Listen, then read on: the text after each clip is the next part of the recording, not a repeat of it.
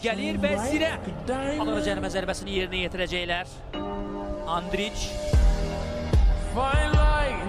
yerinə yetirir, qapı qarşısına ötürmə. Eren Aydın toxundu və top qapı dirəyinə deyil. Eren Aydın qapıya doğru sərbə və Koşatse. Vəziyyət yerinə yetirilir, qapı qarşısına ötürmə. Renato və gol! Yollarda bir Volkov ötürməsini etməlidir. Volkov qapı dedilir, qapıya doğru sərbə. Çalışacaq ki, sərfəni nəticə qazanar. Qapıya doğru zərbə və Koşatse. Renato.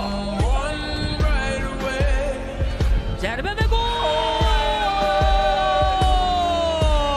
Braziliyalı futbolçuya hakim işarəsini verir.